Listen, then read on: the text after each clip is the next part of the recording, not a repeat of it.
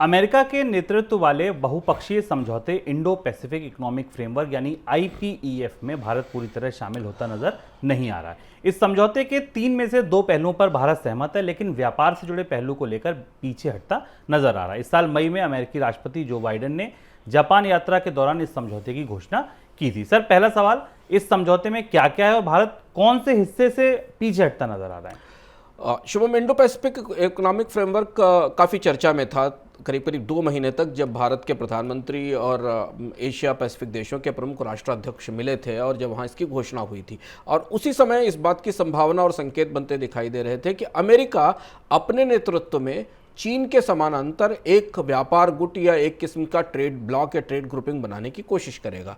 हालांकि trade grouping नहीं है, ये फ्री ट्रेड एरिया नहीं है, फिर भी इंडो पैसिफिक इकोनॉमिक फ्रेमवर्क नाम का एक जो बड़ा स्ट्रक्चर है उसे 3-4 हिस्सों में बांटा गया है। उसमें एक हिस्सा टैक्सेशन रिलेटेड सहयोग का है, जो एशिया पैसिफिक के देश हैं वो टैक्स संबंधी सूचनाओं के आदान प्रदान में एक दूसरे का सहयोग करेंगे। एंटी करप्शन मेजर्स, भ्रष्टाचार को रोकने की जो सहमति G20 के बीच में बनी है, उसका भी एक मॉडल इस फ्रेमवर्क में आएगा। तीसरा क्लीन एनर्जी है, एशिया के देश आपस में सुरक्षित ऊर्जा को सपोर्ट देंगे। और चौथा और सबसे महत्वपूर्ण ट्रेड से रिलेटेड कोऑपरेशन है। और यही इस फ्रेमवर्क की जो पहली बैठक लॉस एंजल्स में थी, उसमें भारत ने इसमें ट्रेड रिलेटेड हिस्से से अपने आप को अलग कर लिया है। बाकी 3 जो पिलर्स हैं, जो टैक्सेशन का, करप्शन रोकने का और सुरक्षित साफ सुथरी ऊर्जा से संबंधित है, उस पर भारत सहमत है। इसमें 13 अर्थव्यवस्थाएं हैं। ये माना जा रहा था कि ये जो इंडो पैसिफिक इकोनॉमिक फ्रेमवर्क है, ये चीन के बराबर खड़े होने की कोशिश है।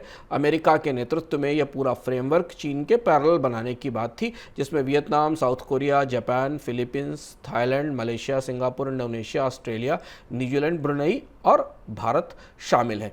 इनकी अर्थव्यवस्थाएं मिलकर क्या एक नया व्यापार समूह, मुक्त व्यापार क्षेत्र तो नहीं, एक नई व्यापार संधि बनाएंगी, इस बात की कोशिश और संभावना इसके साथ दिखाई दे रही थी। हमें याद रखना होगा कि डोनाल्ड ट्रंप ने एक बड़ी अंतर्राष्ट्रीय व्यापार संधि, जिसको ट्रांस पैसिफिक अटलांटिक ट्रीटी कहा जाता था, उससे अमेरिका को वापस खींच लिया था, या अमेरिका से बाहर निकल गए थे। उसके बाद ये पहला बड़ा फ्रेमवर्क था जो बनने की कोशिश कर रहा था। भारत आरसेप से बाहर निकल चुका है और फिलहाल उसने यहां से भी अपने पैर पीछे खींच लिए हैं। सर, पहले आरसेप से बाहर निकलना, जैसे आपने कहा, अब आईपीएफ से बाहर होना, क्या लगता है आपको किसी बहुपक्षीय समझौते में फिलहाल भारत के शामिल होने की संभावना नहीं है? इसके राजनीतिक मायने क्या है? राजनीतिक मायने महत्वपूर्ण है कि भारत आखिर इंडो पैसिफिक इकोनॉमिक फ्रेमवर्क से बाहर क्यों आया, जिसे लेकर पिछले 2-3 महीने पहले काफी उत्साह दिख रहा था भारत में। उसकी 2 बड़ी वजह हैं। अमेरिका के साथ व्यापारिक रिश्तों को लेकर और खासतौर से इस फ्रेमवर्क के अंदर जो व्यापारिक रिश्ते उन्हें लेकर तमाम ऐसी चीज़ें हैं जिनसे भारत बहुत सहमत नहीं दिखा है। भारत की तरफ से वाणिज्य मंत्री ने जो कल प्रेस कॉन्फ्रेंस की, पीयूष गोयल ने, उन्होंने ये कहा कि इसमें कई सारे प्रावधान हैं जिनको हम करीब से देख रहे हैं। तो वो कौन से कई सारे प्रावधान हैं, कौन से प्रावधान हैं जिन पर भारत को आपत्ति है? भारत को इसमें एक आपत्ति है कि अमेरिका अपने व्यापार ढांचे के तहत सभी देशों को एक खास किस्म के लेबर लॉ पर काम करने के लिए प्रेरित करता है, जिसमें मैक्सिको के साथ डिस्प्यूट है।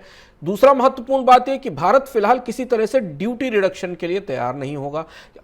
हालांकि ये फ्री ट्रेड एरिया नहीं है, लेकिन इंडो पैसिफिक इकोनॉमिक फ्रेमवर्क की चर्चाएं ही यहाँ से शुरू हुई कि आपस में आयात को सस्ता करने और बाजार को खोलने के लिए क्या लेन देन होगा।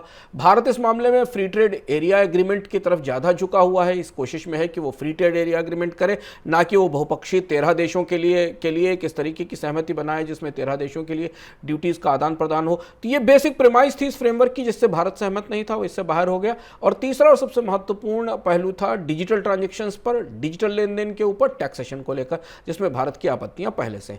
और चौथी और महत्वपूर्ण बात यह कि इंडो पैसिफिक इकोनॉमिक फ्रेमवर्क में डेटा शेयरिंग को लेकर एक नए तरीके का स्ट्रक्चर आने वाला है और इस संधि में शामिल होने वाले देशों को अंतर्राष्ट्रीय डेटा प्रोटोकॉल, डेटा प्राइवेसी के नियमों का पालन करना होगा। भारत में भी इस पर काफ़ी धुंधलता है, काफ़ी अंधेरा है।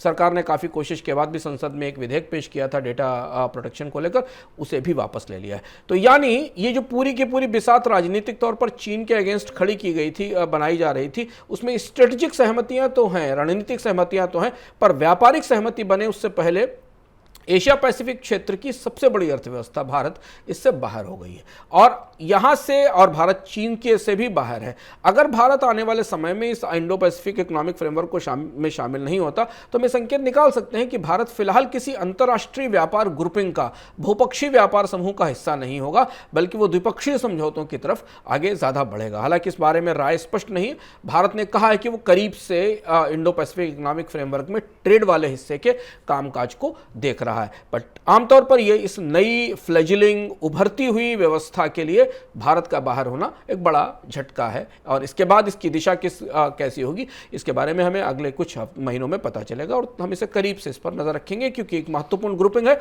जो चीन के आरसेप को चुनौती देने के लिए तैयार हो रही है।